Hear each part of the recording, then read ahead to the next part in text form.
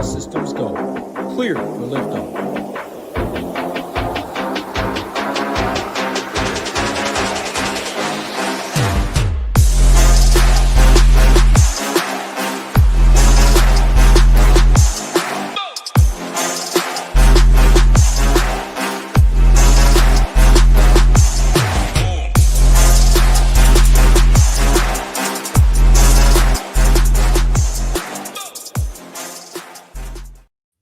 What's up, everyone? Tyler Tamboline here, aka ToeTagginTambo, back for another edition of Leverage Lane, Week 15 here on the Ship It Nation YouTube station. Got my guy Alex Blickle here with me as always. Going to break down all things. We say it always. It's not Narrative Street. It's Leverage Lane. We're going to go down the lane as usual. We're actually just talking pre-show. And the fun in this show is it's kind of like two buddies just going back and forth with their thoughts for the week. It's a big slate, 13 games, a lot to talk about. So stick with us as we go down the lane. We'll talk about ownership, who's popping, what's common together, what you're seeing. We'll find out what the common build looks like on this slate for single entry with a GPP focus.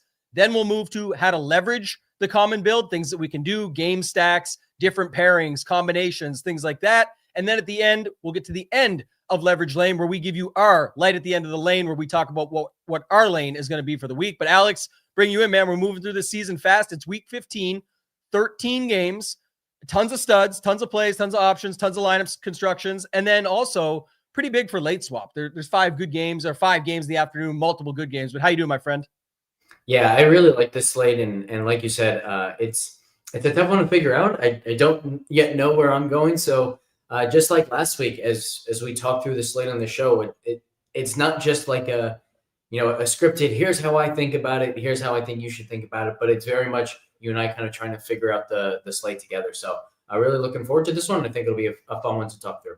Yeah, there's going to be a ton that we go through. I'm going to get a couple things out of the way quickly, guys. First off, first in the chat and first place in the streets last night. Shout out to my guy Kyle taking down some tournaments last night. I saw over $5,000 in winnings across DFS and with it was a prop parlay as well, I think, too. So congrats to you, my man. And then first into the chat, everybody else joining us, we appreciate you. It's going to be a fun show. Make sure to tap that thumbs up. Make sure to subscribe to the channel. And then really quickly, I just have to see if I can find this fast.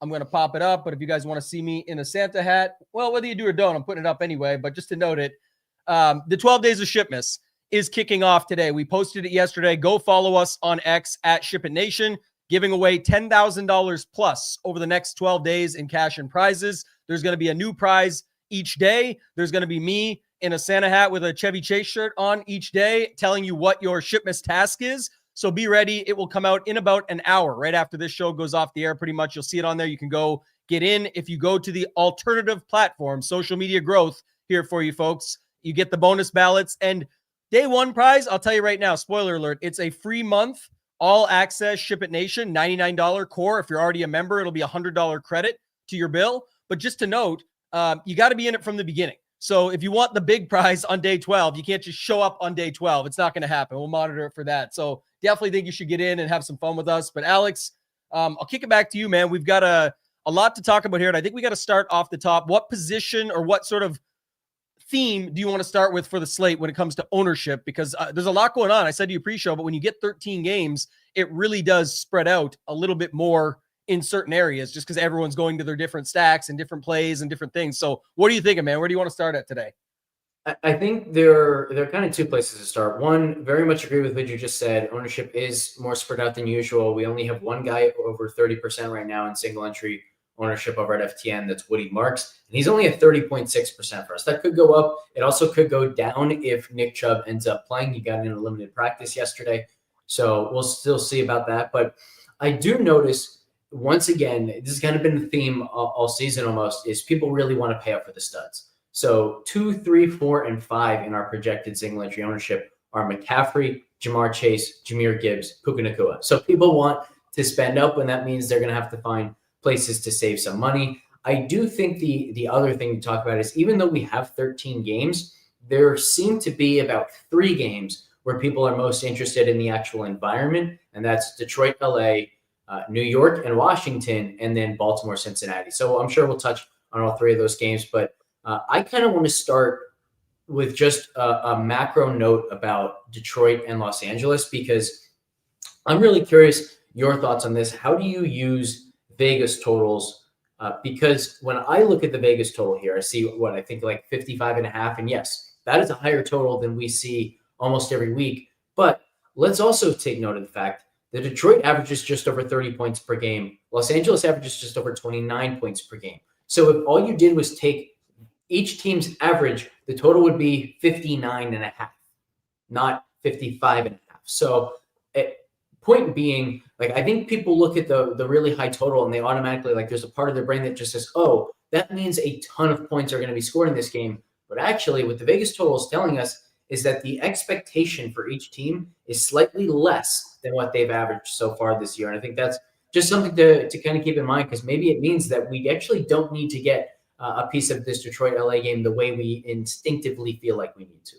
Yeah, and that's something I always talk about. Like, I had this conversation with Mayo and Squirrel Patrol yesterday. I'm like, sometimes, even if we're going to get all those points and we're going to get a fun game, sometimes great games to watch aren't great for DFS. We've actually seen these teams, particularly in spots like, the Stafford Puka weeks work out, but then there's a ton of people that weren't on it, or it's not necessarily the biggest thing. But there's been weeks where we had the Bills versus the Buccaneers. Josh Allen gets 47 DraftKings points, and Sean Tucker gets like 37. It's like, that was what you needed in that game. Yes, there was 55, 60 something points scored. It's like that you only needed the quarterback and the backup running back, though. So hope you got your lineups there, but you didn't. So those things can happen as well.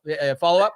Yeah. I mean, I think the other point to make there is, like, it's not just that, things can be spread out in the way the game produces, but also just think of the prices, right? Like the total's 55, but you've got two guys over 8,500. You have two more over 7,000 in St. Brown and Adams. And then you have two more over 6,000 in Jameson Williams and Kyron Williams. So, like, yes, we do expect points to be scored, but unless you're saying that they're going to score more points than they usually do, there's no reason to think that any player has to score more fantasy points than he usually scores.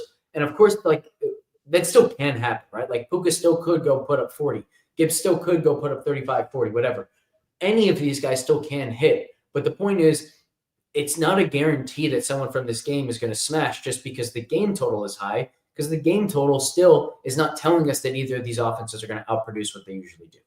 Yes, and also back to the part that's hurting everybody's thought process right now and hurting their head of what we started with is there is 13 games, which means when there's 12 other games, yes, you could cross some off for weather. You could say this is bad matchup. There's tons of things you can say bad about these other spots, but there's more opportunity. It's just math. There's more opportunity for these other wide receivers to take these guys out, for other running backs to take out a popular Gibbs. Like, they can get beat in these lineups. Only at most 3 running backs can be in your DraftKings lineup. So, if there's this many running backs on the slate, it doesn't guarantee that Gibbs is going to be the one. So if there's lineups where you don't get to Gibbs, I don't feel the need to be like, well, then I better get to David Montgomery. I better get to somebody, like in this case, because there's more games on the slate. Now, I am considering, based on who these teams are, how to get pieces of this into my puzzle for certain, but neither of these spots is my lane. And I can tell you that much without knowing exactly where I'm going to land. I got 2 spots I'm considering. I want to talk through it all with you as usual, but this is not where I'm landing. And it's, again, if I get pieces into it or I make it work and it fits, great. But late swap will be a big factor, like you mentioned as well, especially with the Woody Marks situation that we're waiting on that you previewed earlier. That's an important spot to talk about as well. It was, everyone was expecting Nick Chubb to be out. I kind of still think he will be, but then it was like he's still listed as questionable, limited participant, whatever it was on Friday. So we'll have to wait and see how that goes. But I guess Woody Marks is in the morning. If you go heavy on Woody Marks and those lineups are dead, he fails, then you got to think about what you're doing in the afternoon. There is 5 games, like we said, that you can sort of run to. This one came up first, so I'll bring it up because he threw a few bucks in there. So Patrick E. Peppers, man, I don't even know how to say that name. Patrick Epperson, 6692 says, season long, and this is the DFS show, but we can answer this. Do you like Mariota versus Hurts? And he's probably asking because you're the Philly guy, so it has to hurt watching that. But keep it rolling here. What do we got? Mariota versus Hurts. Yeah, let me go check our projections. I know we have Mariota at about 18 fantasy points. We have Hurts at 19.7, so slightly into Hurts, but nothing strong there. I do think this is a really good spot for Mariota. I'm sure we're going to talk a lot more about that game. Yeah, thank you. We appreciate it. Burgaod says, will the high game total push ownership? Coupling that with high prices seems good place to leverage. Yeah, that's kind of what I think we were just talking about. And that's what I was landing my last point on, was just saying, when you look at Nakua 8,700, Amon-Ra 79. And that's the other thing too, Alex, in this type of spot, I forget what game it was now, but it was like everybody was on Jameson Williams and somebody else that was the cheaper pieces in the game. And it ended up being everyone was on Montgomery and Jameson Williams because it was just the slate dynamics, and Gibbs and Amon-Ra went off and smashed. So it was the opposite side. It was the opposite guys in the same game. So, at the lower ownership. So sometimes that can work in your favor as well. Here, it would be the opposite this week because Gibbs and Amon-Ra look like they're getting the ownership more than Montgomery and Williams. So maybe that's something to think about if you slide one of those into your lineup as a one-off or in a secondary stack or something like that. Where do you want to go next at these positions? I think quarterback and stacks in general might be important, but anything else you want to touch on before we go there? No, let's just jump into quarterback and stacks. Yeah, let's do that. What are you seeing on your end right now? Now, there is it is that time of year too. I should mention it, where we got to keep keeping a little bit of an eye on weather, right? Yeah. And we're looking at some of that stuff, and people can go find out like who's in the dome and all these different things. But does look like there's some colder temps out there. I know Washington and the New York game that you mentioned earlier, and Baltimore and Cincy, both like potential for like a little bit of cold weather and whatever else comes with that. But I don't know if that's going to deter people from stacking that up or if it should. So any thoughts on where you want to start at the quarterback, or just what you're seeing with stacks? Yeah, I think you kind of hit the nail on the head there to start, which is at this time of year, we get more movement in the ownership projections at the quarterback position and just overall in stacks than we do in the first half of the year, just because there's this added variable, weather, that we have to pay a lot of attention to. The weather reports change as the week goes on, plus people just start paying attention to weather a little bit more. And so currently, I do think that the field is going to this Washington and New York game. We just mentioned the fact that, or I just kind of talked through, Vegas totals and how to compare that to, average points per game. Well, this total is 46.5. And if you added their average points per game, it's 41.7. So Vegas is saying, okay, we're expecting about 5 more points in this game than these teams typically average. So that's kind of just a really good sign about the game. And by the way, like Vegas already knows the weather. The total could come down, of course, but no matter what, I think we're going to finish with this looking like a pretty good one. We're seeing really cold temperatures and potential wind in this game, but it's not like it's going to be raining sideways or anything like that. So I think it's still going to be pretty good. But Dart, Mariota, both 1 and 2 in our projected single entry ownership at the quarterback position. Both have at least one chalky piece coming with them, McLaurin for Washington, and then both Theo Johnson and Wan'Dale Robinson for New York. I'm more confident that Theo Johnson will remain chalk and Terry McLaurin will remain chalk than I am that Wan'Dale will. But if you want to get into this game, you still can do so in a contrarian way. You can either go Deebo Samuel, you can go Darius Slayton, or you can go to the running backs, Tracy Singletary, Chris Rodriguez if he suits up. I think everyone in this game is pretty encouraging, pretty exciting to play this week. And so there are definite paths to playing it in a contrarian way. Beyond that, you've got Lamar Jackson next, CJ Stroud, and then kind of a teardrop.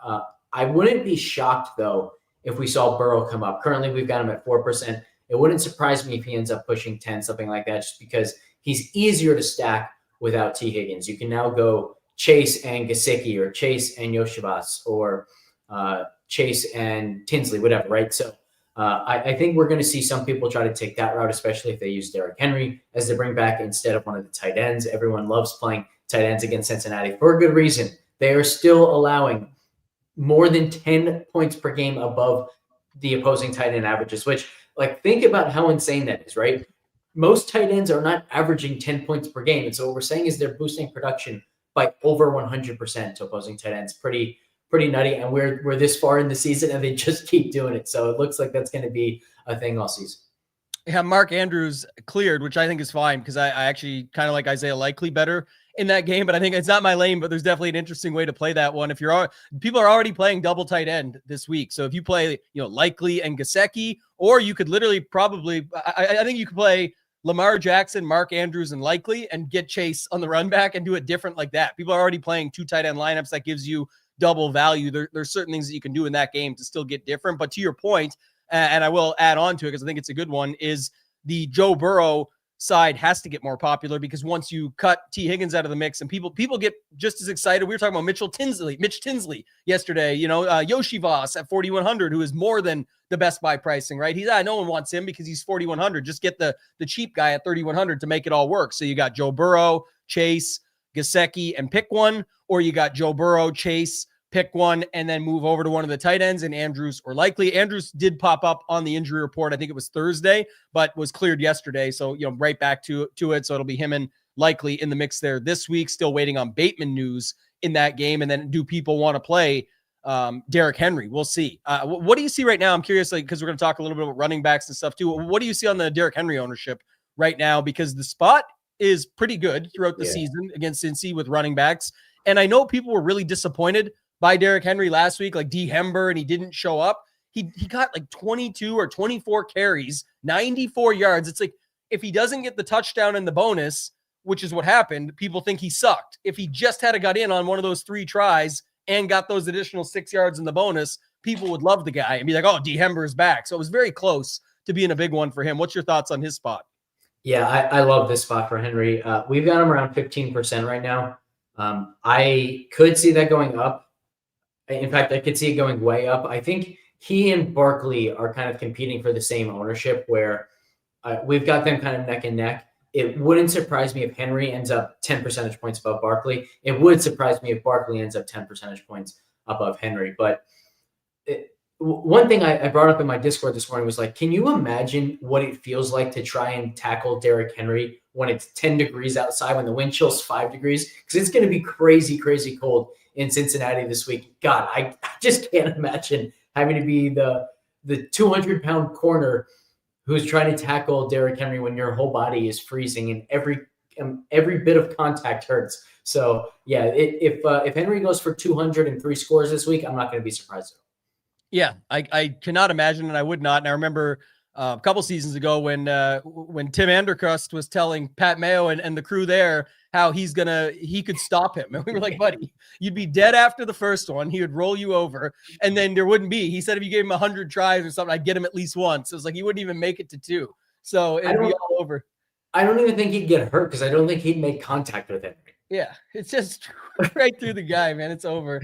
Newen said, I would have figured with all the pricing and all the great plays this week, double tight end wouldn't be as popular, but it helps you fit more into your build. So I get it. Yeah, I think that's part of the latter of that note, Jordan, is what I'm seeing as well, is like, and it's also slate dependent. When you have the Geseckis and the Ravens versus the Bengals and the cheap opportunities, and it all fits to a game that is also popular, it's going to be the way people fit. Let's say someone's on a San Francisco stack and they want Purdy, CMC, and Jennings. I see you in the chat there, Kenny, and they got their guys in there, or Kittle, or whoever they put in there. So let's say they're on that. Well, if you don't go to Kittle in that lineup, it may feel pretty good to be like, well, I can still get a piece of Gesicki and Likely or something in another game if it makes everything else fit. So, or they have Kittle, and then they can get to Jamar Chase as another stud or something in there with CMC. And then like, okay, well, I can just close it out now with Likely in there. He's a guy that can catch a touchdown, 50 yards, 5 catches. Like he's still a good play down there that makes everything else work. So definitely think that's interesting. I'll kind of expand on that a little bit. So when he talks about the pricing and all the good plays on the slate and how that affects double tight end, it's actually working the opposite direction. It is making double tight end more popular. We have double tight end projected 41% of the time in MME and 49% of the time this week in single entries. And the reason for that, I just went over to our projections at FTN sorted by the value column. It's Smith and Jigba, McCaffrey, Henry, Fannin, Puka, Kittle, Juwan Johnson, Theo Johnson. So what we're seeing is like, okay, people want these spend ups. They want to go pay for the best plays. Well, how do they fit them? All of the best cheap values are tight ends. So in order to fit as many of those studs as you want, you have to play double tight end. Otherwise, you're taking on a ton of risk of, getting a guy who's going to give you 3.5 DraftKings points or something like that if you're trying to get a receiver in the mid 3,000s instead of a Juwan Johnson or Theo Johnson type. The value is just much better on the tight ends. That's the way DraftKings pricing has kind of worked all season. We've seen this sort of thing in the past. I think the difference this year is that tight ends have become more involved in these offenses, and receiving production as a whole from wide receivers is down. And so you're not getting the spikes as often from these, cheap wide receivers where, maybe they go 3 for 90 and a touchdown. We're not seeing the deep ball anymore anywhere near the way we used to. So it's just really, really hard for those cheap wide receivers to pay off. It's not that difficult for the cheap tight ends to pay off. And so double tight end this year has actually been a fairly decent strategy, particularly on slates like this, where getting to the studs is something that people really want to do. Of course, yeah, and that's a huge factor. Then also the comfortability of how much you feel. Like if you go to a George Kittle at 5,400, that's the prices just aren't there. When we've been seeing guys like Brock Bowers at $6,000, like they didn't adjust. Remember, there was a week where McBride was 6,300. These guys are wide receiver ones. It should almost be McBride's output was worth $9,000. And he was priced at 6,300 that week. Someone did the breakdown on X, and it was like he's CMC or Puka right now for Arizona, but because he's at a tight end onesie position, and that's how they price it, you have to adjust for those things. And that's why we talk about the game and playing DFS a lot more than about the plays. It's like the play is the play, but the price is where we're going with this. And what the output is he's a $9,000 guy stuck in a position that kind of caps their price at 8,000 at most, and they've got him capped at 6,300. This week. That was the McBride week, of course. But yeah, there's a lot of stuff in that. And then does someone feel comfortable playing a Keenan Allen or an Xavier Worthy or a whatever else guy you want to bring up when it's like a few $100 more or less to play a tight end that they know and just, is way cheaper versus, Mitch Tinsley at 3,100, where they're probably only using that more in like a Bengals stack. So I think that's another key component. I was going to say this. I'm definitely trying to be a pro's pro right now and do this show because my head's already big. It feels like it's this big right now. And we got the water. We got the cold brew. Shout out to my man, DJN75, the big guy in the sky, always looking down. But yeah, we're trying to get through this just fine. But I think we're doing okay here, Alex. It was a good time. Mayo puts on a good party and a lot of good people there last night. Tim was there. Yeah, we had a chat with Tim and Kenny's there. So we all need Tim's self-confidence. Yes. That's how are the chicken skewers and meatballs? Very good, actually. Yeah, I got in there. I put that there when he posted it up on X. I tried those. There was a nice little bruschetta bread thing that was delicious and definitely some good drinks. And on this fitness journey, Alex, I haven't been drinking very much at all, right, for the most part. So it hits you a little bit harder when you get after that. The tequilas and reposados, whatever these things are, all these different things. So yeah, we're getting through it, though. We appreciate everybody, coming out and helping us out and support the show. So what else? What do you want to talk about next here? Anything that we missed on the stacks? I know we're going to get into it when we talk about leveraging the common build, but some of what we did there, kind of going down the lane, as we like to call it, that was pushing us towards what we're seeing become common because, like you said, the Bengals-Ravens spot, we talked about it. I guess the Stroud spot, is one more that I'd want to bring up because it looks really good on paper, and I think Stroud pops a little bit, but I don't see Nico Collins and Schultz popping as much as they could be. And I think it's because Woody Marks, right, is keeping all of that in check. And then I don't know if maybe people aren't as confident. It's hilarious how this works too, by the way, of like Michael Wilson just keeps going off anytime there's no Marv Harrison. But now that he's 6,600, they're like, nope, that's a limit for me. He's not going to keep doing this. He's smashing. This is not like Nick Westbrook-Akine scoring a touchdown every game last year. We're like, oh my God, this the one, like they can't keep letting this happen from Breaking Bad. Like, this can't keep happening. It's not like that. This guy is getting the catches. They're targeting him everywhere. They're hitting him in the end zone. They're trying him over and over again. They're garbage time even last week. They were dead. Still throw him another touchdown. Boom. Give him it was like a 13-point play. The bonus, the yards, everything that he needed, a catch and a touchdown. What's your thoughts on just leveraging Woody Marks completely and just going like Stroud, Nico, somebody else, and then using Wilson or McBride on the run back? I think the hardest part is this Arizona defense is so conservative, and they essentially say, like, you're going to be able to drive the ball down the field against us, but we're not going to give you the explosive play. It's not, I don't think, a great defensive strategy. It works against weaker quarterbacks, even going back to Gannon's time as defensive coordinator in Philadelphia. It was like his defense dominated bad offenses and then got beat by really good quarterbacks. I don't know which category Stroud fits in anymore. Like, he was obviously a very good quarterback his rookie season. Then he had, a year and a half where he wasn't that good. He's been playing a lot better. So he might be in that category now where he can just slice and dice them down the field over and over again and end up with 4 touchdowns and be the guy you need. But I don't see the explosive plays coming that usually bring Nico Collins to those GPP winning performances. So I don't have a ton of interest in it, but the path is there. On the Arizona side of things, I have no confidence in my ability to predict what Michael Wilson's going to do. I put this in my Discord, like I've never been more befuddled by a single player / team too, right? Because he looks incredible. You're telling me that it's not worth targeting this guy and designing, the best routes for this guy when Marvin Harrison Jr. is on the field, who clearly isn't that good. So yeah, it's just so weird, so confusing. I have no idea how to think it through. I will say, like, I have said this a few times over the last month or so now, but so much of the Arizona production has come in garbage time, has come when the opposing defense says, okay, we already kind of have this game won. We just have to prevent the explosive play. They sit back, and now it's a bunch of completions to McBride and Wilson.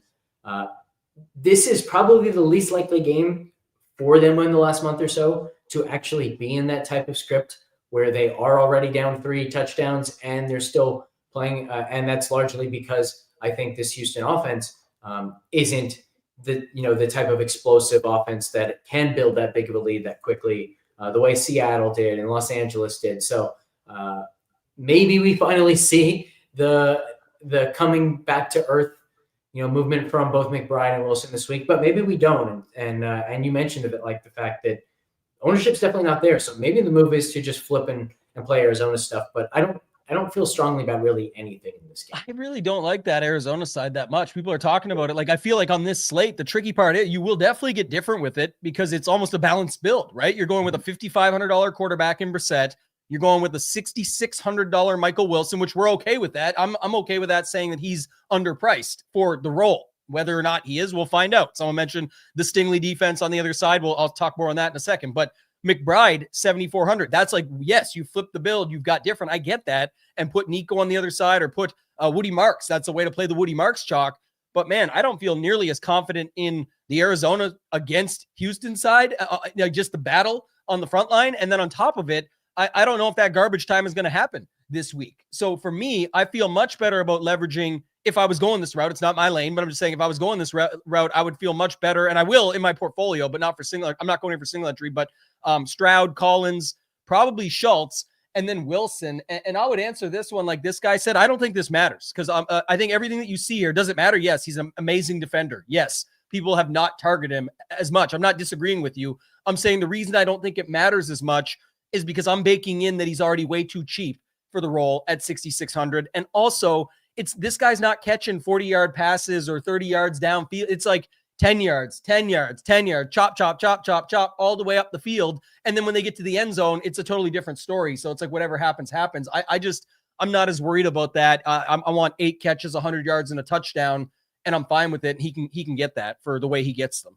Not only that, but this Houston defense is playing 72% zone coverage. So even if Stingley is shadowing him in man coverage, that's only 30% of the snaps or so. So yeah, I'm with you where that doesn't mean a whole lot to me. But I love you bringing in the data to back me up. Let's go. Yeah, that's what the last thing I'll say here is I agree with you that I don't like quote see the blowout happening and the garbage time happening. I think my point is more, if I played into this game, that's the sort of thing I'd keep in mind. So if you're going with the Houston stack, I think you really, really, really want at least one bring back because you're saying Houston's going to score enough to create that garbage time for Arizona. That's when they're going to produce. Similarly, if I was trying to play the Arizona side, I'd say, okay, what's the script where Houston can actually jump out ahead? I want Woody Marks in that lineup. I want probably Nico Collins in that lineup. And now I'm saying, all right, they're going to score a bunch early. And now I'm going to have the stack that really gets there in garbage time. So that's just the way I play it. But ultimately, I think I probably won't have any of this game if I had to guess right now. Yeah, I'm definitely going to have some the Houston side of my portfolio. But, just because I don't believe fully in the Woody Marks chalk yet. Obviously, he'll make his way into lineups, especially if the Nick Chubb news hits. But I think what most people are hoping for is somehow to get the Josh Jacobs news early where Emmanuel Wilson would become a play, and then they can just move away from the cheaper running back they feel best about currently, which happens to be Woody Marks. So I have an interesting Woody Marks take, which is I'm not sure that no Nick Chubb would actually help him.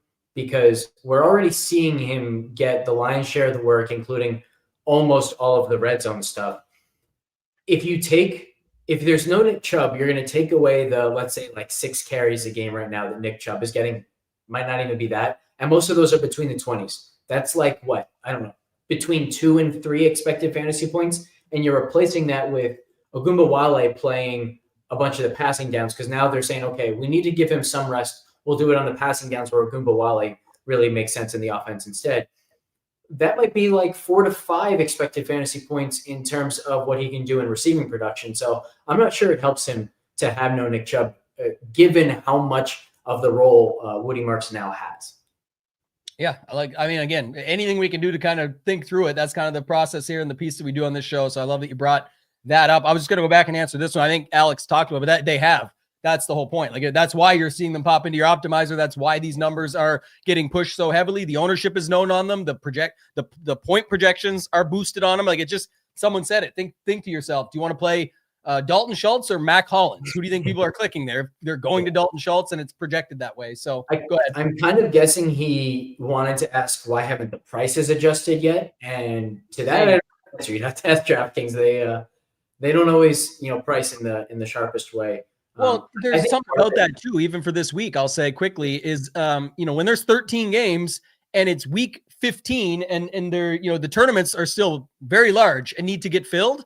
Why look at it this way? Why did the prices go down on Puka Nacua and Amon-Ra St. Brown and all?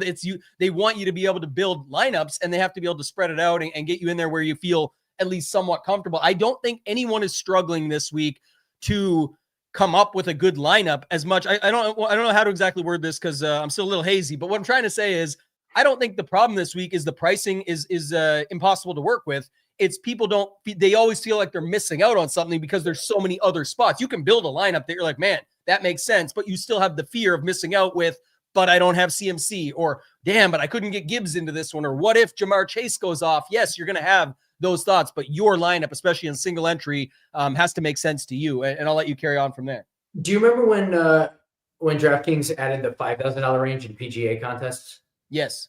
If I were DraftKings, the way I'd quote unquote fix NFL pricing is I would make 3,000 the minimum for all flex position. So I'd bring tight end up from 2,500 to 3,000, and then I'd bring running back down from 4,000 to 3,000. And now you'd have to choose between I think what was the example just given? Dalton Schultz versus Mac Hollins. Well, now would be like Dalton Schultz versus Blake Corum, or Ja'Cory Krusky-Merritt, right? It would give you the opportunity to take a chance on a really cheap running back instead of these surefire tight ends that maybe you get the blowout run and the guy really crushes that way. But I just think it would give some more interesting decisions down in that range, because right now, like the cheap running backs, you can't even possibly consider them, because the cheapest running backs are in the 4,000s, and you're getting much better projections from $3,000 tight ends. You can't possibly make that decision. So I think it would make it a little bit more interesting, and it'd be a really fun adjustment. If they made it, probably won't make it. Yeah, that's I love. We always talk about what they should do, and then what they actually do is totally different. But I love that call out, and I think it's something that we've talked about across different sports where they could change it up a little bit. That'd be great. Another thing they could do is just get rid of the defenses, right, and just let us play a bit of a, even if it was like a super flex that was like not a full super flex with quarterbacks. Let us just have another flex position. Like I'd be fine with that as it stands. That'd be great. But someone else brought something up too.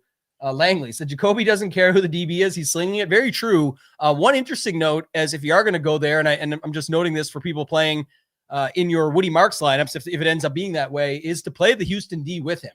Because like you said, Jacoby is just slinging it. The Houston D can get damage done that way. And they're $100 less than Seattle, who's likely going up against Phillip Rivers by the sounds of things currently. So I know a lot of people are interested in that Seahawks defense at 3,700. I think you could go to Houston there at 3,600 as a way to slice and dice the ownership on Woody Marks if it ends up that way. And then Jeff Tiffany here, I like this call out. We talked about it a little bit earlier. It is definitely that time of the year where you want to consider just, where are people playing?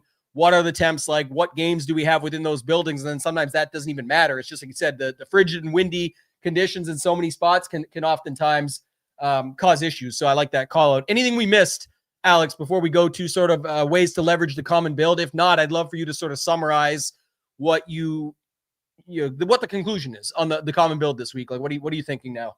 Yeah, so it's definitely not a week where we can, bring up the screen and put in a quarterback and 2 receivers and a running back or something and say, this is the common build. Yeah. What we can say is there are going to be common elements to the common build, which is number 1, we're going to see a lot of cheap tight ends to fit the studs, which is number 2, we're going to see a lot of studs. I think number 3 is that we're going to see people try to save money at the quarterback position. That's why Mariota and Dart are 1 and 2 in our projected single entry ownership. We also have Stroud up there.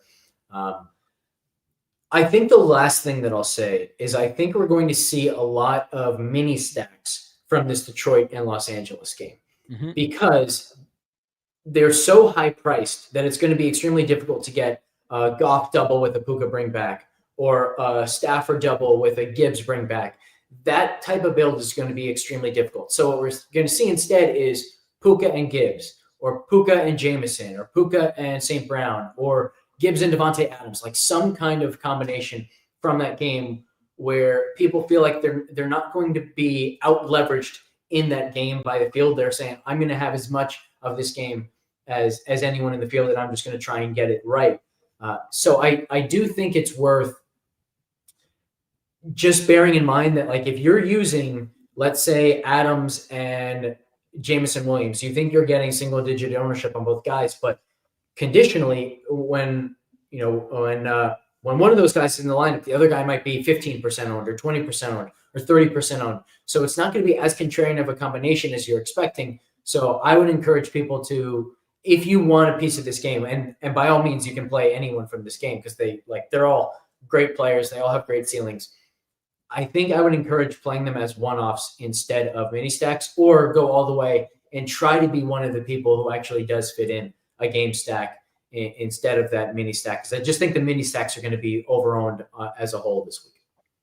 Yeah, I think just looking at it too, I mentioned this one last week, and I think it's still interesting, and it pretty much played out last week because Adams wasn't needed. But last week, my thought was like, if you went to Stafford, Stafford, Nakua, and Parkinson, because the thing about Parkinson is he's just more likely to be needed on a slate, or he's going to make something work that's needed on a slate. He's more likely to eat the goal line lunch of Adams, where Nakua can just collect it along the way. And even in my main lineup, it was a mistake. Definitely. I played Adams and Parkinson just because it's affordability. I was like, and then I had that thought on the Sunday morning before, like an hour and a half before the slate. And I was like, man, thinking about it after, like I should have went back and changed that. So, I mean, we all make mistakes. That's part of the game, is learning and getting better, but it just didn't make a ton of sense to me. Is it possible? Of course it was. So it's like, I could still get there, but just thinking out loud and looking back on it, I definitely think Nakua with Parkinson can make some sense. Now, I don't know if people would like this setup. It's not going to be my lane, but if you're going with Stafford, Nakua, Parkinson,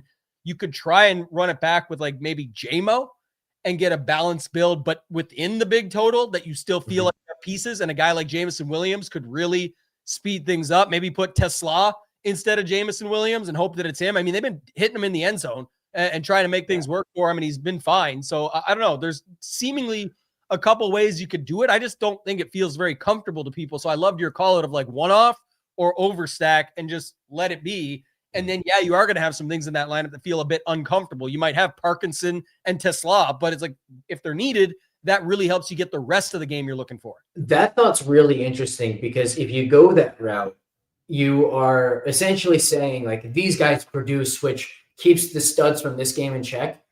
And then it also lets you afford McCaffrey, JSN, something like that, where you're telling a very clear story of not just the fact that it's McCaffrey and JSN that are the highest scoring studs, but you're saying why they're the highest scoring studs, because you have the cheap guys who produce instead of the expensive guys from that game, whether it's St. Brown, Gibbs, Puka, Adams, whoever. So that's a really, really interesting way to build, where obviously like it's very thin that you're going to get Parkinson and Tesla right. But man, if you do, the path is so clear to that takedown. So I like that thought quite a bit.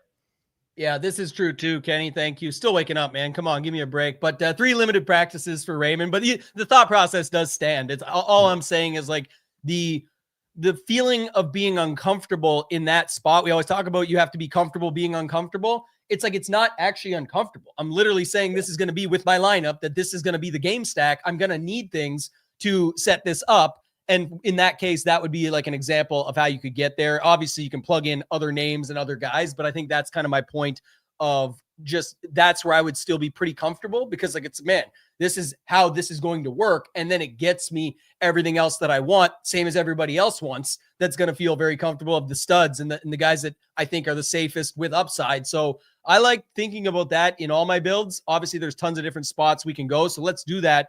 Alex, you wanted to talk earlier. I know the weather could become a factor, but you had mentioned some ways you can get different within like the Giants and Commanders game. I think that's a really good call out because people are talking about a lot of this game. People are mentioning names.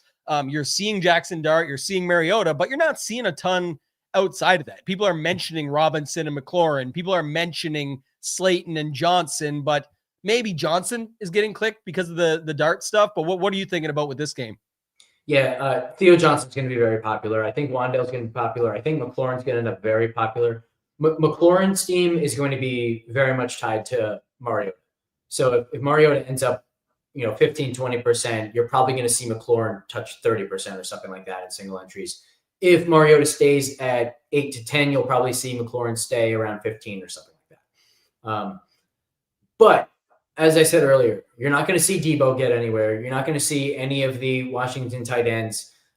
You're not going to see Darius Slayton get anywhere. And you're not going to see the running backs really get anywhere from an ownership perspective this week. So this is a game where I'm either like probably overstacking or maybe finding just a one-off or two, something like that from the game. But I really like the idea of overstacking, including, by the way, running backs, even with my quarterback, because it's also cheap where you're essentially just saying, hey, these teams that usually average 20 or under 20 points per game, what if they both score in the upper 20s or 30s?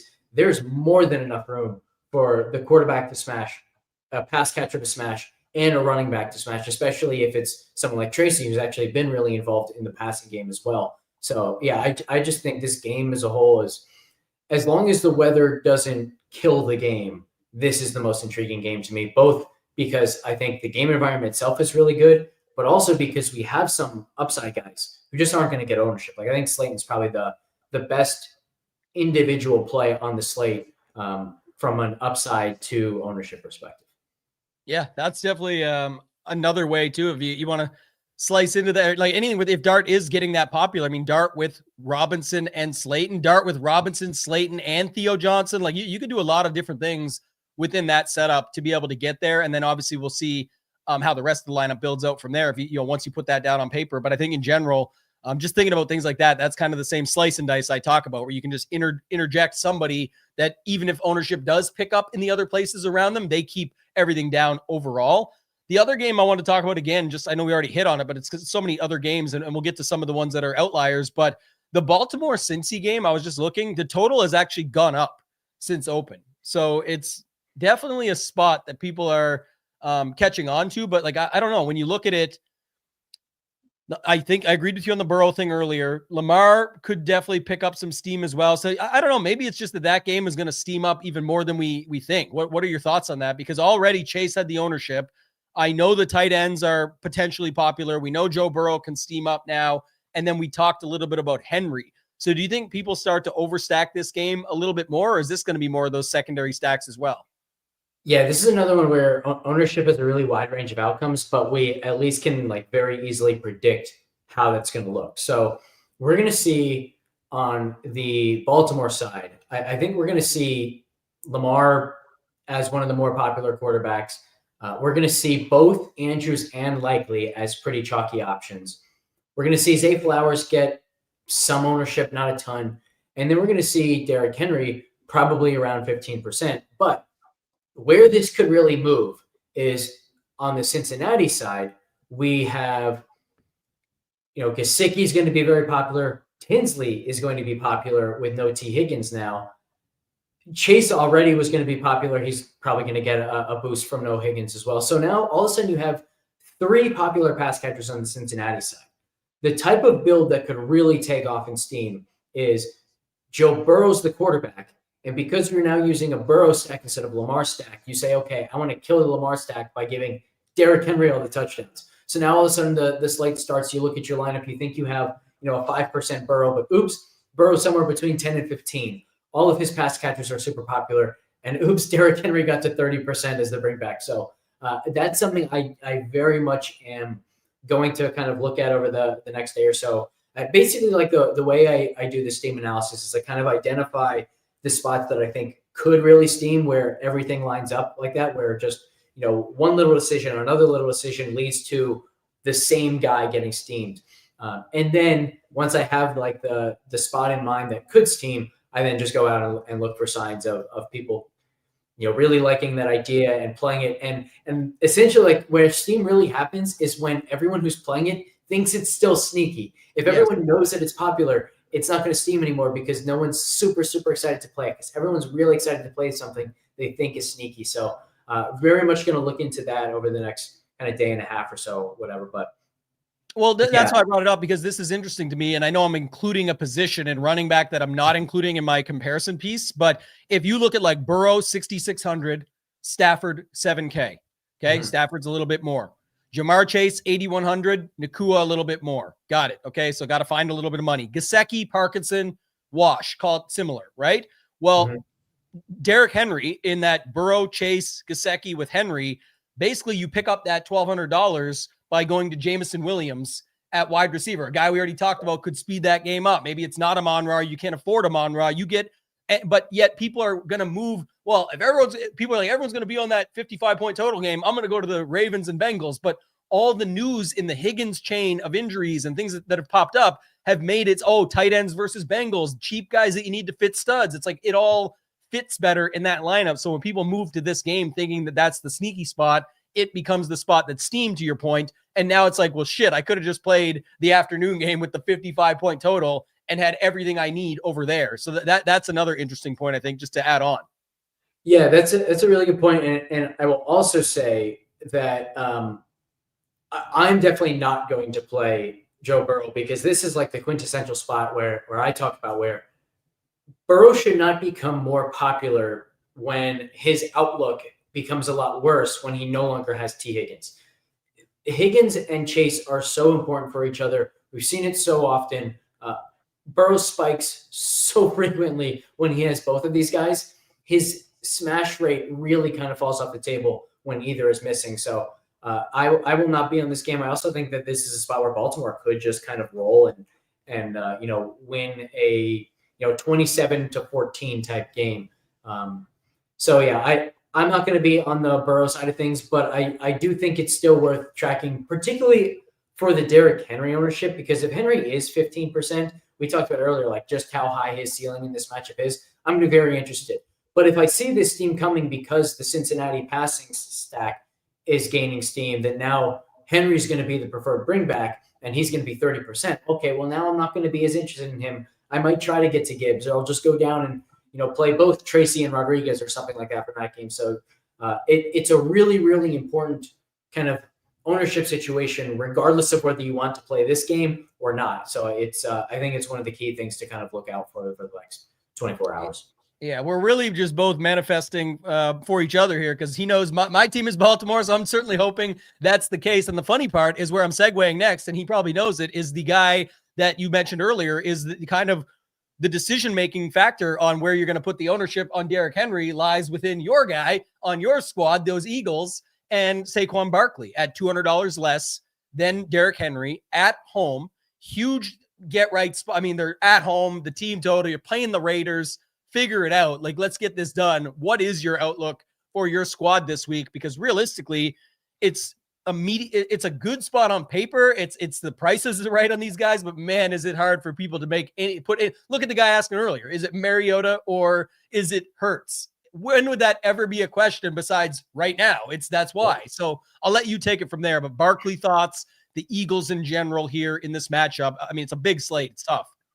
So I do a big game environments type projections chart in my Discord, where I'm looking at projected EPA, success rate, explosive pass rate, and then adjusted line yard success rate and explosive rush percentage. And the Eagles don't look good in this analysis in any way. They actually look good from a projected passing EPA standpoint, but almost the worst on the entire slate from a projected adjusted line yards offensively. So it's probably not going to be a spot where Barkley has a ton of room to run. If the Las Vegas defense has a strength, it's run defense, partially because they care too much about stopping the run and leaving themselves vulnerable on the back end. But if Barkley does have a good game, it's going to be because of the explosive run game. And, no surprise there. That's kind of been his forte over the last year and a half. And even the 2 games now where he has been very successful this year, it's been because he broke the first run against the Giants for 65 yards and a touchdown and just had the 50-yarder this past game. But I'm really not in on Barkley, and I'm probably not in on the passing offense either. I do think, it's been true all season, but the Eagles do have a very, very, very wide range of outcomes in any given game. We've seen their pass rate over expectation vary more than most teams from game to game. We've seen their success rate and their efficiency vary more than most teams. And this past week, it was still ugly offensively, and there were still way too many hitch routes, but there were more crossing routes. There were more downfield routes. It was a more aggressive game plan. And if not for a couple unlucky interceptions, Hurts' numbers would have looked a lot better than they were. So I do think it's possible that the passing offense could hit. It's possible that Saquon could hit. But on a slate this size, where we have game environments that I really like, this is just not a spot I want. And I think it actually kind of segues well into just the general thought of the slate, which is when you have 13 games, we say it every slate, but it's especially true now. It's not just who you play and being right about who you're playing. It's also being right about who you don't play. And when you have a game that's this likely in the Philadelphia and Las Vegas game to not produce any performances that you need to have, I think it's worth just fading that game and trying to make things easier on yourself rather than playing the game, hoping you get the really, really, really lucky run out that someone from this game smashes. But now you're also then automatically fading a higher probability game that you otherwise could get into. So I think it's much better mathematically to just fade this game and hope that the Eagles offense continues to underwhelm the way they have for multiple months now. Yeah, or flip it and kind of like we talked about that game earlier, or go in on it and say, look, it's probably not going to happen, but if it does, the stack certainty of Hurts, Brown, Smith, Goddard, just pick a couple, get someone from the other side or not, and run with it. One thing I will say on that game that's intriguing to me at least is Ashton Genty is priced around Woody Marks. This has been a great matchup for running backs. No Carter again for the Eagles this week. And again, is it likely? I don't know. But at 5,800 for his talent and for what they should try and do with who they have at quarterback and the matchup they've got at hand, why not get him out there and just hand him the ball? And I don't know, for as much certainty as people seem to have on Woody Marks that I don't have, then I'm just as fine to take some tournament shots on Genty, not necessarily for my single entry that we're talking about, but just of note, I would bring that up in this game. If you're looking for something on the opposite side, I think he's definitely somewhat interesting. We can't talk about every game here, Alex, and we'll get to our lane here shortly, but some people mentioning in the chat about Bryce Young stacks with Tet. Anything on that Saints-Panthers game that you want to mention at all? Yeah, that game is so ugly from a game environment standpoint. I think I'd be okay with a Tet one-off. I'd be okay with an Olave one-off, with Jawan one-off. Although I will say, I used Jawan last week and he was fine, but I did not like how often he was off the field on early downs. They played a lot of Moreau. They played a lot of jumbo sets where Jawan wasn't on the field, presumably because he's not a good enough blocker. But yeah, I didn't like that. It might have been game driven, just a game specific thing, because there was a lot of rain and New Orleans was trying to run the ball a lot. Both teams were. It was really quite annoying as someone with a Tampa Bay stack. But yeah, so I think maybe you get a bounce back in snap rate and route share from Jawan, but mostly from that game, I'm just interested in Ted and Olave one-offs. One last thing I want to say about the Philly stuff. It's worth noting this Las Vegas pass defense is bad from an EPA per play allowed standpoint, really bad from a success rate allowed standpoint. They're actually quite good from an explosive pass rate allowed standpoint. To me, that does not bode well for Philly, because when Philly has success, it is through the explosive passes more so than a success rate thing. So that's just another reason to think that this probably isn't a smash spot for Hurts, and a quote unquote good game from him in the offense is just, you get rid of the mistakes, you move the ball a little bit better, you run the ball a little bit better, and you score partially because you get a better field position because the defense is once again dominating, which I think they can against this Las Vegas team. But nowhere in that do I see the, Hurts drops back 40 times, throws for 300 plus and 3 total touchdowns or anything like that. So it's just not where I'm going to go. Yeah, the defenses in that game are both interesting too, because Eagles are 3,800, which I mentioned earlier, like Houston and Seahawks are both the popular defenses when paying up. People are not going to, who's the $4,000 defense on this slate? Just remind me, somebody's 4K. Oh, the 49ers. Yeah, people are not going to the 49ers or the Eagles as much here. And it's because the Woody Marks stuff, we always talk about this, that just boosts the pairing of the combo. The Seattle stuff, with the expected news, it's going to be Phillip Rivers in there for the Colts. So it's like things like that just boost that. And then on the other side, if it's not going to be an explosive game for those guys, the defense doesn't have to do that much when they cost $2,000 like the Raiders do. So Raiders at 2K, just for the fact that you're talking about fitting studs, a defense is a defense is a defense. All these teams can play at some point. So we've seen it. People can say whatever they want. Some of the worst defenses have shown up at the craziest times. It's the NFL, especially this season. Literally anything can happen. So don't mind the defenses in this game. Can't hit all these other spots. Don't want to, go through everything game by game or anything. Is there any that I kind of missed out? I think like the Tet one-off you mentioned or Olave was good. I would have said the same, by the way, for Rashee Rice. Everyone knows my thoughts on Mahomes on main slates, but Rice at 7,700, I think is a very good play here just for a one-off, just to throw in there. It's a guy you can use. Anything on the Bills-Patriots game? That was the other one, I guess, that we didn't touch on at all, really. And it's somewhat interesting because it's Allen versus May. It's a division. It's a everything. This is a big boy game on this slate. Is there anything with that game that stands out to you? I think it's weather-wise not going to be super great, right? It's snowfalls all morning. Should start to taper off and clear out around kickoff. Temps below freezing with winds at 10 miles, gusting a bit over 20. That's from Kevin Roth over at RG. Any thoughts for you on this game?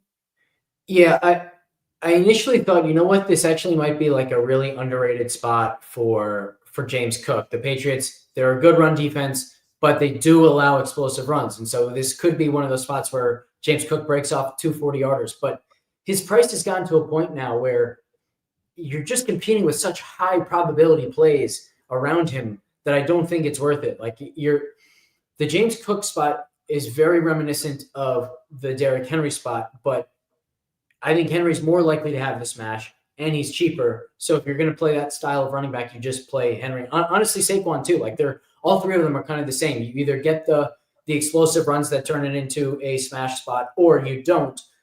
Play the cheaper guys who are more likely to actually have that outcome. So I'm not interested there. And then, yeah, I don't think I have interest in anyone from the New England side or the Buffalo side. This Buffalo defense, like it's not a good defense. They're most vulnerable against running backs because they're so undersized, but the New England run game isn't quite as good. Plus, if you're thinking, okay, we're going to take advantage of how undersized they are, it might actually be like more of a Ramondre spot. So it's just not anything I want to play with. Yeah, it's hard to figure out. We were talking about it yesterday, and it's like if you the Josh Allen, Sean Tucker week, it's like, yeah, you do that this week. It's Josh Allen and Henderson, but then like you said, it actually might be Stevenson. So then it's like that makes it even more tricky. And then trying to figure out these stacks are truly difficult on both sides. If I was playing MME this week, I'd probably have 5% of Stevenson or something, because I could very easily see 2 touchdowns from him, and they just actually say like, okay, in this matchup, we're going to give him the bulk of the work. He had 12 for 40 and 3 receptions last week for 40 yards against the Giants.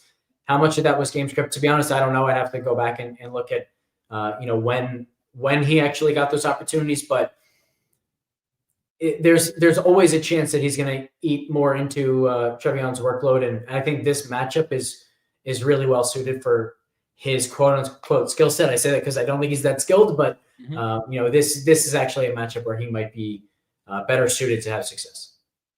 Yeah, I think this is another interesting one, and we can sort of, round it out. As long as we go a little longer anyway, so we don't have to stop now. I just, if people have more stuff they want to talk through, throw it in the chat. I'm sparking up now, Alex. I'm getting back into the swing of things. I'm feeling it. So, this is a mention for sure. Two crappiest teams in a dome. Good way to put it. Yeah, but like Tyler Shuck and how much he ran last week, I don't know if that continues, but just of note at 4,900. If you put him with Olave and Vele, for example, and put Tet on the other side, I don't hate those types of builds when you just say, I'm going to use up all my wide receiver slots on this. The challenge, and I think where people are going to struggle with that, is because now you're leaving, again, you have a flex. I get it. So you can still fit these guys in, but where most people are thinking about it is then it's whatever you put in just sort of fills it out with studs. But you'd have to make a decision on still JSN, Chase, Puka, Amon-Ra, like all you're leaving every one of those guys but one if you even use that in a flex. So it's like, yeah, you're down to one at that point. And that's why there's people not necessarily thinking about it as much. But if you could find a version of it that you like, I never have a problem with that. The stack rankings over at Chip and Nation don't hate the Shuck side, but I don't think there's too many other spots we missed here. Is there? Like, well, anything else you're thinking of over there? I mean, the Bears-Browns game's not going to get talked about much. The Jets-Jags, not much talk there. There's not much to talk about in these spots. I also think the Jordan Love Bo Nix game, anything could happen for sure, but it's like a mini version of the Allen May game. It's like, who do it's really hard to like plug this stuff in, especially in single entry, thinking, okay, I feel really good about this build. It's just not the spot that I would be targeting. So anything else you see here? I've watched so many shows around the industry. I always do, just to kind of get a grasp of ownership stuff. So apologies if I'm not remembering who said this, but I think it was Pat Mayo in your show with him that made the point of Tony Pollard just ran wild against Cleveland. Surely Ben Johnson can scheme, a good run game plan. So I do think there's some hidden upside with DeAndre Swift, but it's not a game environment that I like. So it's not something that like I'm going to go to fully. It's just maybe that one play has some upside. And we do have a nice projected expected rush rate for that Chicago offense anyway. So there's something there. I do want to address the point about New Orleans and Carolina being in a dome. It definitely does help. The problem with this game is more of a pace and game environment thing, where it's just really unlikely that these teams are pushing each other back and forth, where they have to stay aggressive offensively. And both of these offenses really like the idea and really like the opportunity to slow things down. And so the longer this game remains close, the more likely it is that both offenses are playing a very risk-averse style of offense where they're just trying to run the ball. They're okay with punting as long as they don't turn it over. And like, you'd actually have to have enough separation where one of the teams says, okay, we have to get really aggressive. And then the other team doesn't just totally park the bus. And so it's just a much less likely game environment to go off than a lot of the others in the slate. Yeah, and this is like the elephant in the room. I mean, we hit on it a little bit earlier, but I guess, I'll add it to – I got two more things I'll add, and then we'll finalize. But just this will be the first one.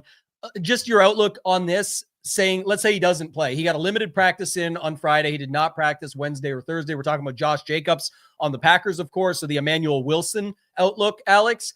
Say we get this news before lock and we get the early Sunday morning stuff where it says, hey, Jacobs is going to be out today. We know projections will shift. We know all of that. But what is your feeling on that? Like you mentioned earlier, some thoughts around like Chubb being out may not even be the best thing for Woody Marks outside of, a few carries and the way they set things up there. But what's your thoughts on the Jacobs spot?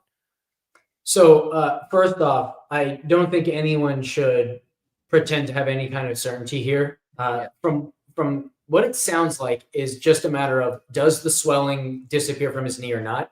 And none of us know the answer to that question. He doesn't know the answer to that question. His doctors don't know the answer to that question. We should not pretend to know the answer to that question. He very well might sit. He very well might play.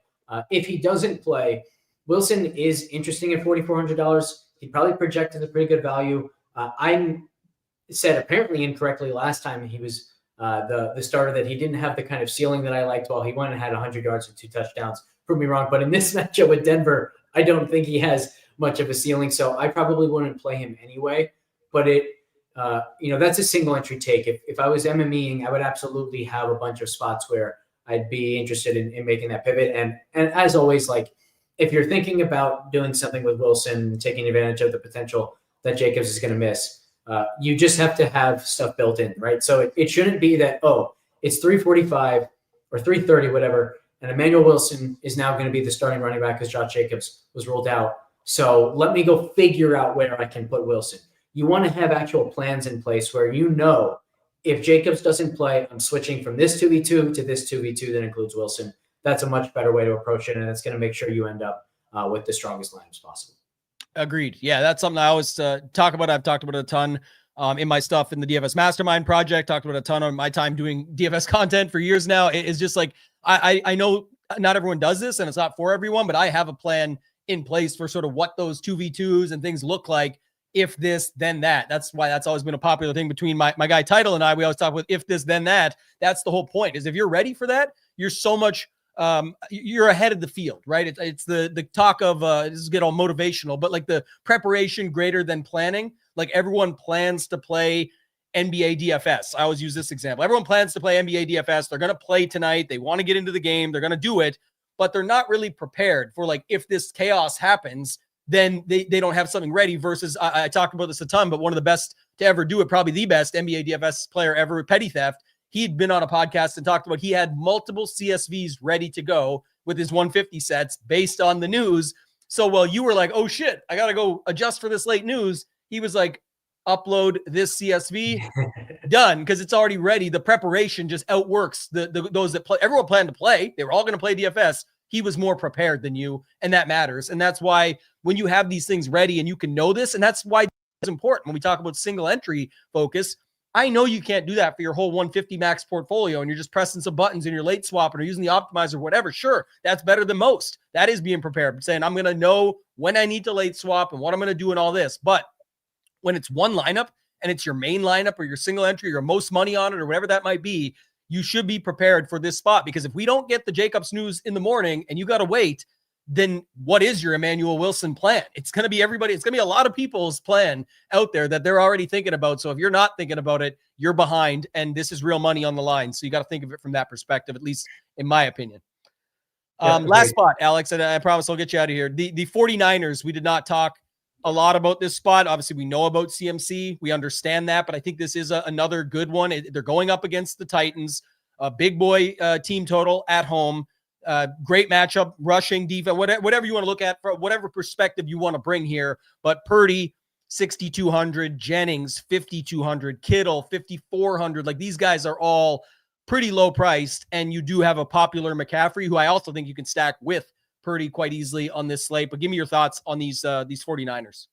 Yeah, and quite frankly, the Niners defense is not good, right? So maybe they do get pushed at least a teeny bit by this Tennessee team. I also think, by the way, like, you actually could build a Tennessee stack and just say, hey, what if Cam Ward continues to look a little bit better and a little bit better each week? Matchup here is good, and then you could bring it back with multiple 49ers. So that also is interesting. Is something that's a crazy lineup, man. Just thinking out loud, right? Like, think about it: Ward, Io Manor, DK, or maybe you go just one of the receivers and bring a tight end, and then you bring it back with like McCaffrey and Pearsall, or McCaffrey and Jennings, something like that. Like, it's very viable, and then you could pay up for whatever studs you want outside of that.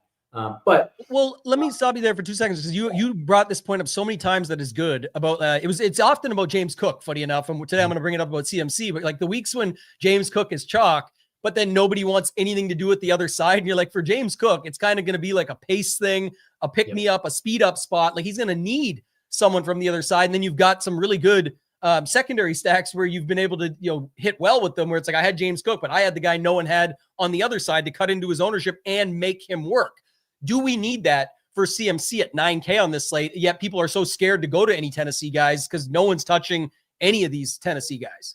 We don't need it for CMC. I think we might need it for Purdy and the passing stack. I think it was Utical who mentioned something like this might be a spot where they just say, okay, let's get Purdy going for the playoffs. So maybe they take that type of route, but more often than not, like, Purdy's smashes are going to come when the game is sped up, when he's having to scramble, he's having to do stuff out of structure, and they're really trying to push the ball down the field and make things happen quickly. So in that regard, I do think he needs to be pushed a little bit.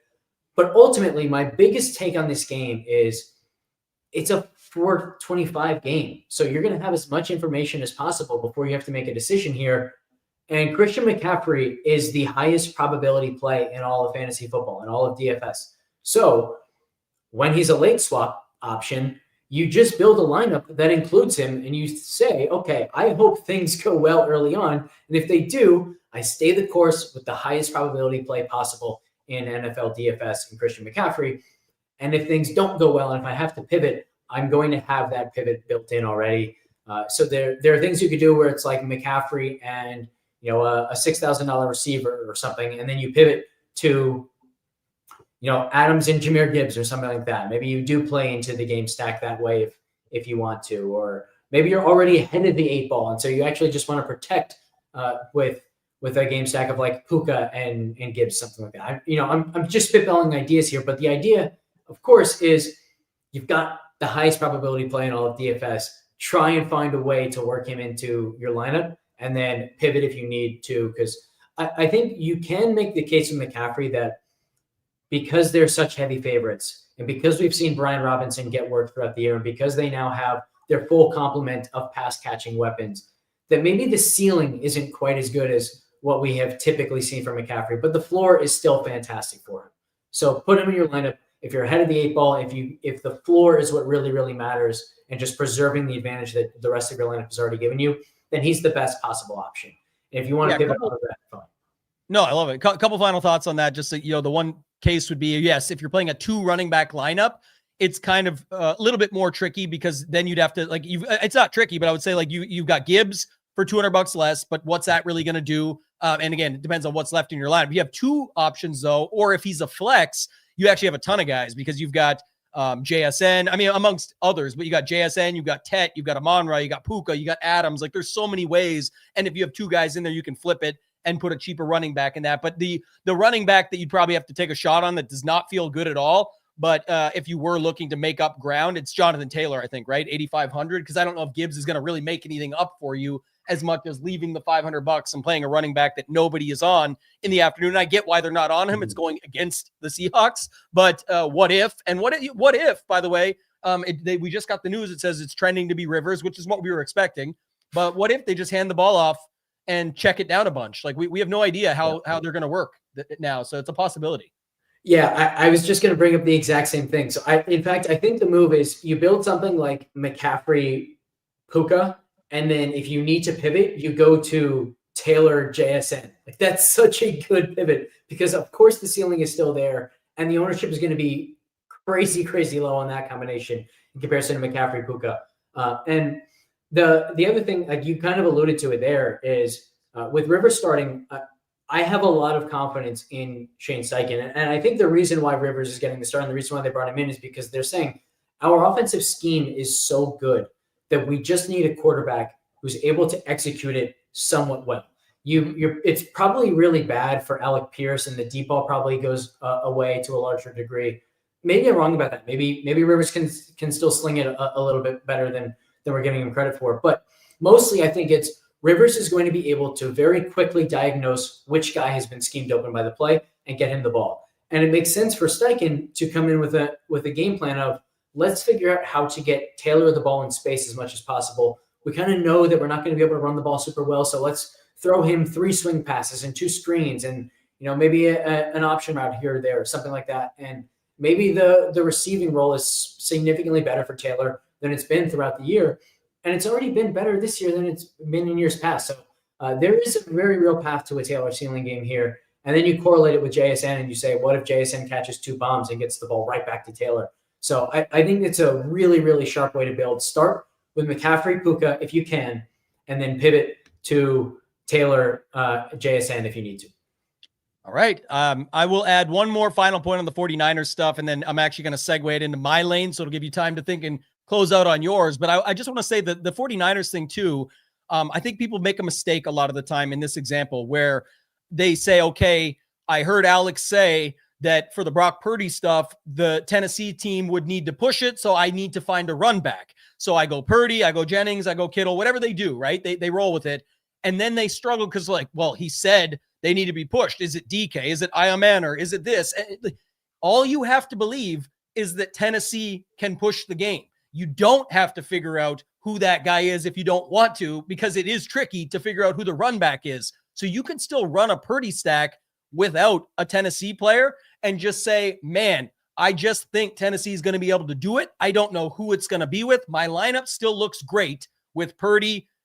Use this one, Purdy, Jennings, and Kittle. I feel good about that. I'm leveraging CMC. It gets me these other studs. All you have to believe is Tennessee can push it. And I say that to segue into my leverage lane because you just talked about the Colts and can they push it and can they make this happen? I think they can. Is it going to be Jonathan Taylor? I don't know. Is he a possible great late swap option? Yes, we just talked about this, but my lane is going to be on the other side, and I'm planting my flag with JSN.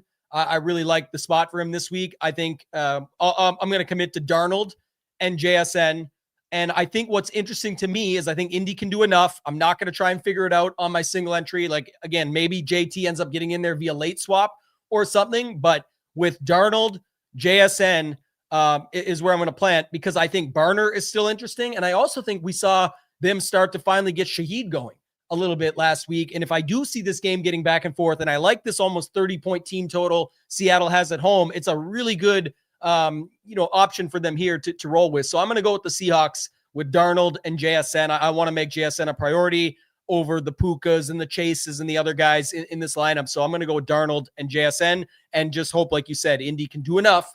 Don't have to figure out who it is, but hopefully that's the case, and I can get the rest of my lineup filled out from there. Thoughts on that, and then let us know where you're going with your leverage lane for week 15.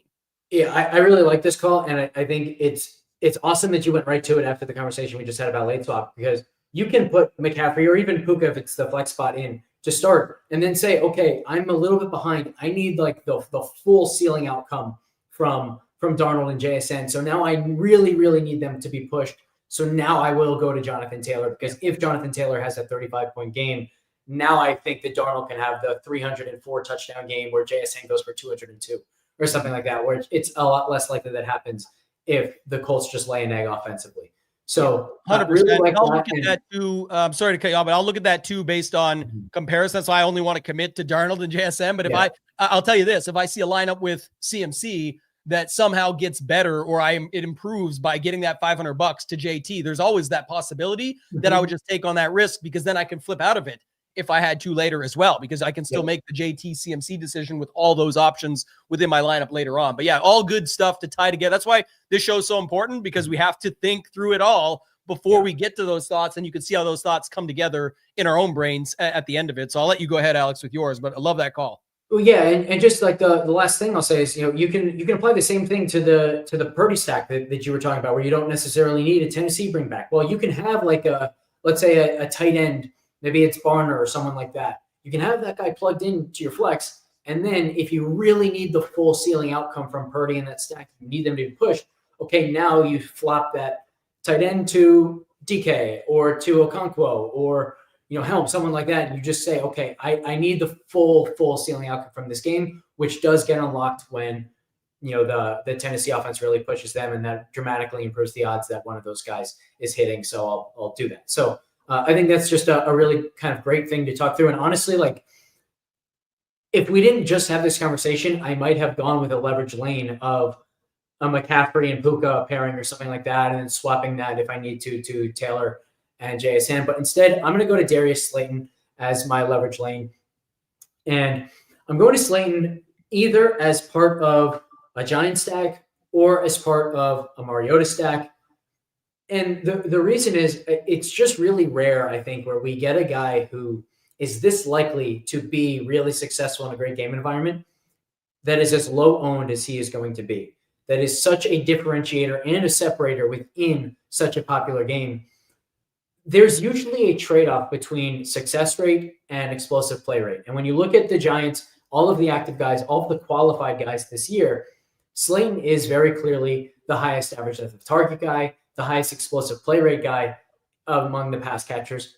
He also, though, has the highest success rate. It's very rare that someone like that is so much better than all the other options in the offense in both of those ways, both explosive play rate and success rate. And it's not necessarily saying that he's better than Wan'Dale Robinson, or it's not saying that he's going to get more volume than Robinson as a result. But what it does say is we can be very confident that his role can only increase from here. They're only going to try and get him more involved than what he's been. And when the opportunities come to him, he's having a lot of success. This Washington defense is really weak in a lot of the areas where he is strong. So I think it's a great spot for Slayton. I view him as a high probability play who also gives us a ton of upside at low ownership. So one of the best plays on the slate. I think I already alluded to that earlier. So this probably isn't a surprise that I'm going to Slayton as my leverage lane, but he makes the game work. He makes the game. He kind of alleviates the ownership issue with the game, I think is the best way to put it.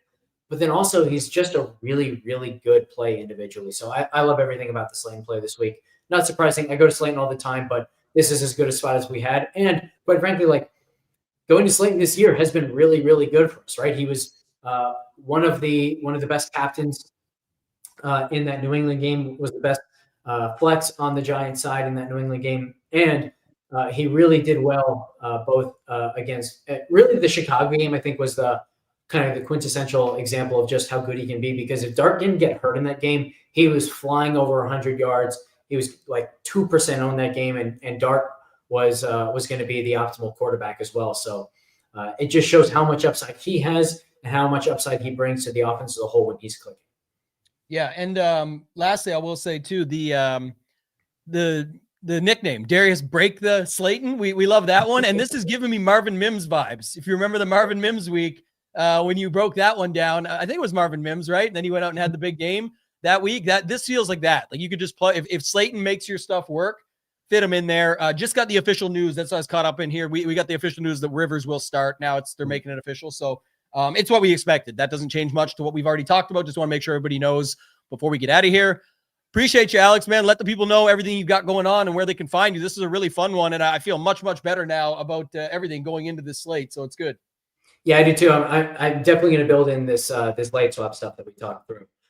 Yeah, you can find all my stuff at Alex Blickle 1 over on Twitter. All the ownership projections, all the great data that I reference, you can find over at FTN. And then if you want the advanced level DFS theory, the projection charts that I'm doing, I actually saw, I think it was one or two guys actually joined my Discord while we were live on stream. So definitely a lot of leverage lane guys in there. It's been really cool to see. So that all of that you can find through my Twitter. Yeah, for sure. Definitely check that out, and check us out over at shipitnation.com. You guys can get all the action that we've got covered there for just $19 for the 5 days. If you get in now, you're going to get all the stuff over the weekend, Monday Night Football, Sunday Night Football, the classic stuff for tomorrow. We've got the 12 days of SHIPmas kicking off today. Follow us on X at ShipItNation there and get in the fun. Today's, the starting point of it, the prizes are going to get very big by the end of the 12th day when there's we're totaling over 10,000 in cash and prizes for the fun little event. It's a social media marketing and following play, so make sure you're involved there. But you'll see me break down. Today's task is to list your favorite holiday movie, and mine is on my shirt in the video. You can see it. It is the Christmas Vacation, National Lampoon. So love that stuff, but we appreciate you guys. Thanks for watching. For Alex and for myself, ToeTagginTambo, let's ship it.